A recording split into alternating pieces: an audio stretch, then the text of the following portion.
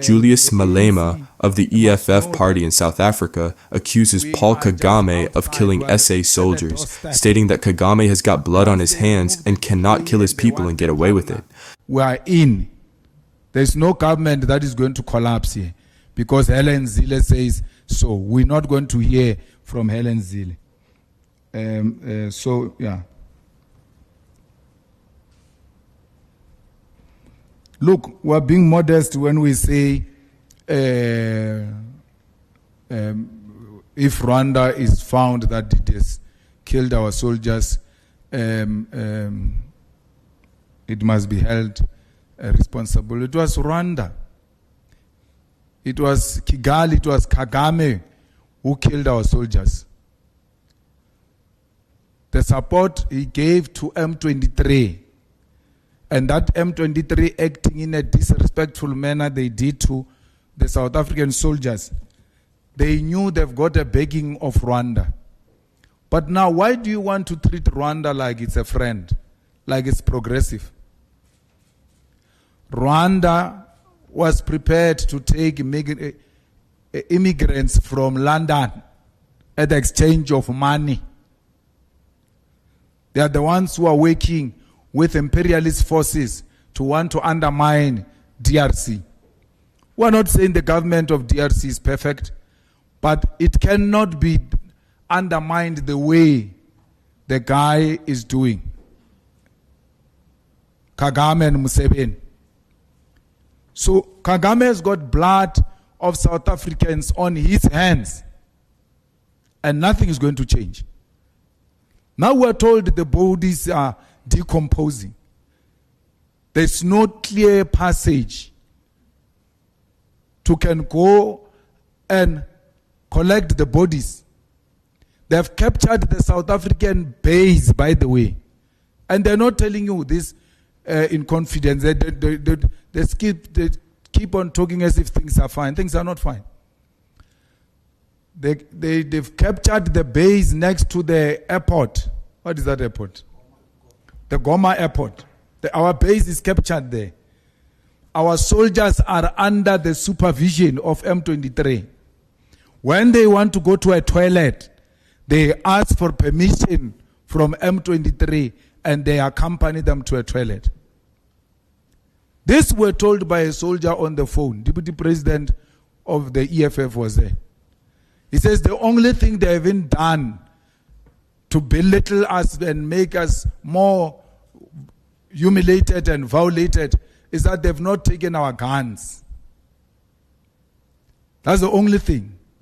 But even if they carry those guns, what can they do? You're going to shoot and run away. Because you've got soldiers inside your camp and more soldiers outside your camp. So there's no need. They know you can't do anything with those guns. So they've destroyed the South African army. You could say we cut the budget, but you still send soldiers outside South Africa. You still send soldiers outside South Africa even when you don't have budget. You must first deal with your house first to be in order before you can go and help other people. South Africa's army is not in order. Someone was saying they've released fighter jets, hey, on good road. There's nothing. There's no fighter jet, nothing. Till today, there's nothing. Where is that Roy Falk we're told growing up that is the best fighting machine? Where is it? Grounded. And then because this failure is done by favorites of the establishment, they are not exposing their failures. If it was a different government, for sure, the pictures of those soldiers of South Africa who are captured were going to be circulating now. The reason why we no longer see those videos of South Africans, they took phones away from them. They no longer have phones. So there is a big problem. We have no capacity. That's why I'm not saying let's go and attack. I'm saying withdraw. Let's regroup. Let's regroup and retrain. And if Rwanda has got anything to do with this, let's go for them. Because we're not going to have Rwanda dictating to us. And Kagame speaking to Cyril the way he was doing. We know Cyril is weak, but he remains the president of our country. The way he was addressing Cyril, he was addressing us.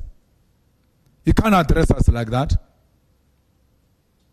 He can't kill our people and not be challenged on that.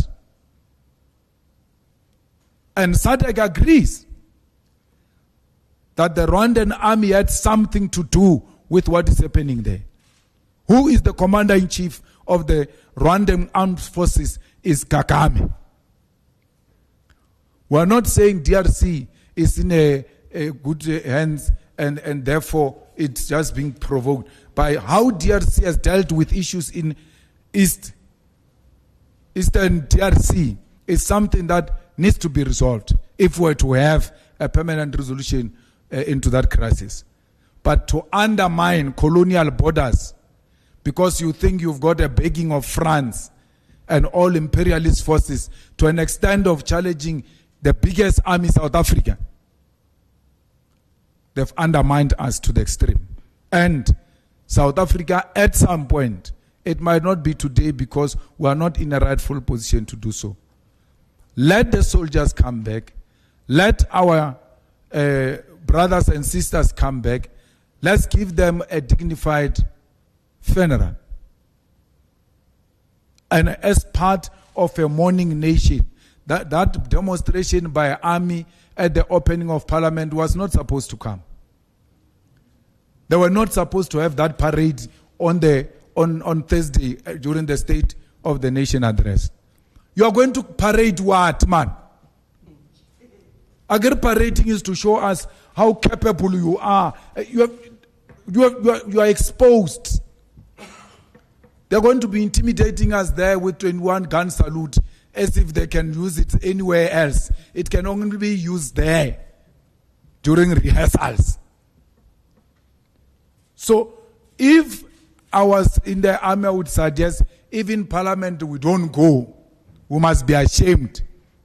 The only way we are going to reclaim our dignity is by receiving those dead bodies, bringing back the soldiers, giving the dead bodies a dignified send-off, and regrouping and retraining and putting a very strong team that will go back and reclaim South Africa's place in the continental politics, because as things stand, we're a joke.